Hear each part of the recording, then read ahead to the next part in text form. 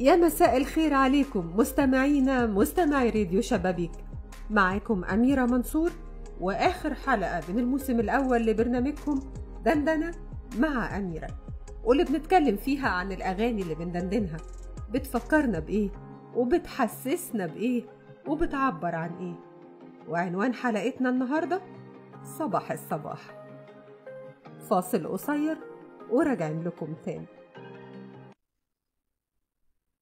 صباح الصباح على صوت صباح، والشمس جت على صوت شادية، والذكريات ندهت نجاة، غنت لنا على نار هادية.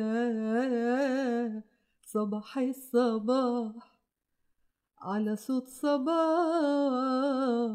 والشمس جت على صوت شادية، والذكريات ندهت نجاة، غنت لنا على نار هادية. وردة طبعا وردة طبعا لما تعوز تغني تلقى في صوتها كنوز، وتدوب في إحساس غنى فيروز. الله يا ست يا سلام يا ست، الله الله الله يا سلام يا ست. في الليل سمعت حسها انا اتخذت، انا كده ميت فل انا راضي. ورجعنا لكم بعد الفاصل. رجعتوا معانا الايام زمان وفن وسلطنة زمان، زمن الفن الجميل اللي جمعه لنا الفنان الجميل محمد الشرنوبي في أغنية من أجمل الأغاني اللي غناها، أغنية صباح الصباح. والأغنية دي بقى مليانة فن. هنتكلم عن إيه وعن مين؟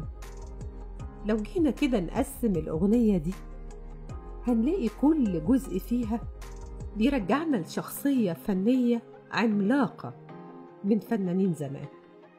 يعني أول ما بيقول مثلا عن الصبوحة صباح، وهي فنانة لبنانية جميلة طبعا مشهورة قوي بالشحرورة والصبوحة، وكانوا كمان بيقولوا لها صوت لبنان. اكتشفها مندوب المنتجة آسيا وبعت لآسيا صورها عشان يرشحها لفيلم غنائي، ووافقت آسيا إن صباح تيجي مصر، وهي كمان اللي استقبلتها وعرفتها على الملحن رياض السنباطي وعلى زكريا أحمد.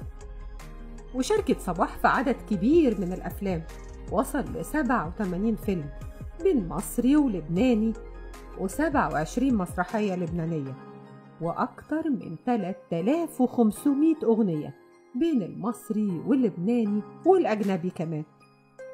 ومن أشهر أغاني الصبوحة الدوامة، أحبك ياني ولو ترعني أحبك تاني وأقول ياني ياني، الراجل ده هيجنني هيجنني، أنا هنا هنا يا ابن الحلال، حبيبة أمها يا اخواتي بحبها، زي العسل على قلبي هواك، عاشقة وغلبانة والنبي، عاشقة ومسكينة والنبي. وتوفت الصبوحة سنة 2014 وكان عمرها 87 سنة. نيجي بقى للجميلة شادية، وهي من أهم الفنانات في تاريخ السينما المصرية، ولقبها النقاد والجمهور بدلوعة السينما. وبدأت رحلتها الفنية وهي عندها 16 سنة، شاركت في أكتر من 110 أفلام وقدمت مئات الأغنيات، زي مثلا ألو ألو إحنا هنا ونجحنا اهو في المدرسة، راح منك يا عين هيروح من قلبي فين، يا سمراني اللون حبيبي يا سمراني، سوق على مهلك سوق بكرة الدنيا تروح، قولوا لعين الشمس ما تحماشي، مكسوفة مكسوفة منك. وأشهر أغنية بتشتغل دايما في أي خطوبة، يا دبلة الخطوبة عقبالنا كلنا. أما بقى الصوت الهادي الدافي نجاة، وهي مغنية وممثلة مصرية اسمها نجاة محمد محمود حسني، اتبناها الفنان محمد عبد الوهاب ولقبت نجاة بصوت الحب. وعلى فكرة نجاة هي أخت الفنانة سعاد حسني. شاركت نجاة الصغيرة كمان في عالم السينما، وكان من أهم أفلامها فيلم الشموع السوداء.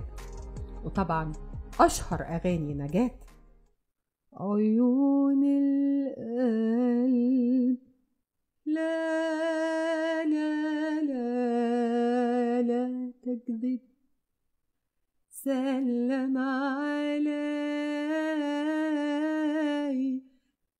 أما براوة براوة أما براوة، لو تعرف يا حبيب قلبي. كل دي كانت أغاني نجاة. ونتكلم بقى كمان عن العظيمة وردة، وهي مطربة وممثلة جزائرية لقبت بأميرة الطرب العربي، وغنت طبعا لكبار الملحنين منهم محمد عبد الوهاب، وكان جوزها الموسيقار كمان بليغ حمدي. وهي في بيروت مع والدها اتعرفت على المنتج والمخرج السينمائي حلمي رفلة، واللي قدمها في أول أفلامها السينمائية ألمظ وعبده الحمولي سنة 1962. ومن أشهر أغانيها طبعا حكايتي مع الزمان، الزمان الزمان، حكايتي مع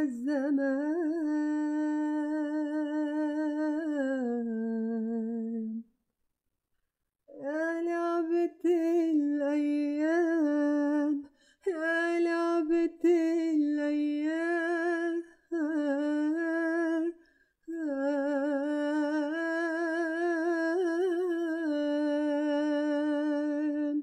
لولا المنام يا هوى، لولا المنام مالي، طب مالي وانا مالي بالأحزان، أنا مالي، حنين حنين حنين، أكدب عليك أكدب عليك أكدب عليك أكدب عليك.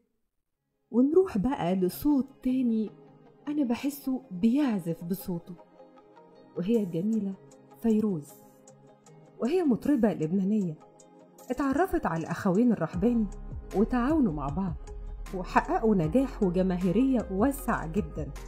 وهي اسمها الأصلي نهاد وديع حداد. فيروز دلوقتي عندها 88 سنة، ربنا يديها الصحة والعمر. قدمت حفلات موسيقية في نيويورك وسان فرانسيسكو ومونتريال ولندن وباريس. ومن أشهر أغاني فيروز نسم علينا الهوى من مفرق الوادي، سألوني الناس عنك يا حبيبي، راجعين يا هوى راجعين، قديش كان في ناس عالمفرق تنطر ناس، حبيتك حتى نسيت النوم، يا خوفي تنساني. وطبعا من أشهر أغاني فيروز، لأجلك يا مدينة الصلاة أصلي.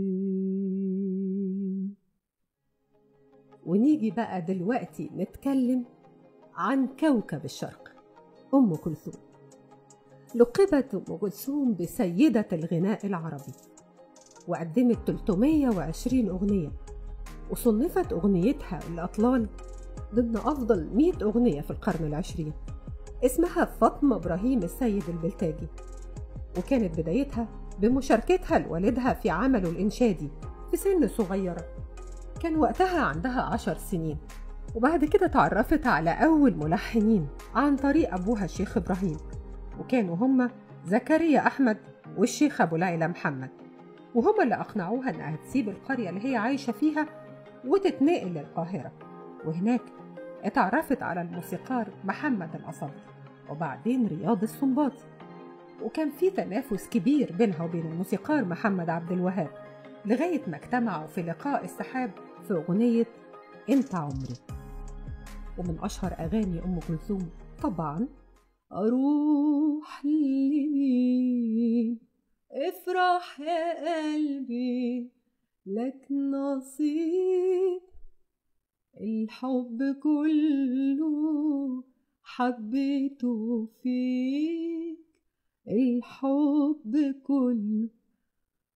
حب ايه اللي انت جاي تقول عليه، ودارت الأيام شمس الأصيل ذهبت،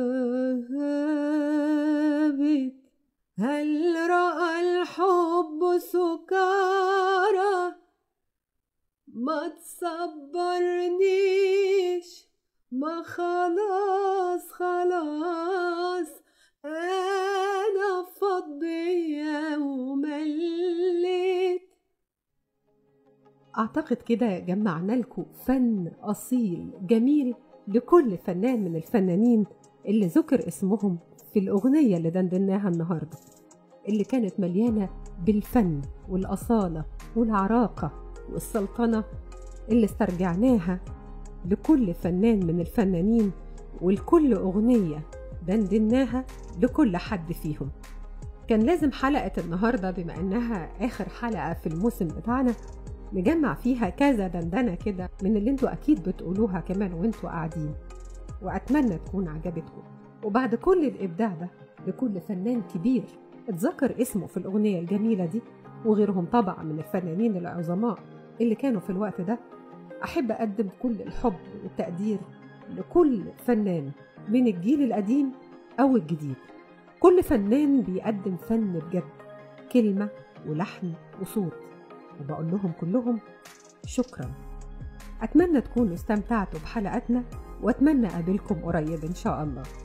كنتم مع أميرة منصور وبرنامج دندنة مع أميرة. تحياتي.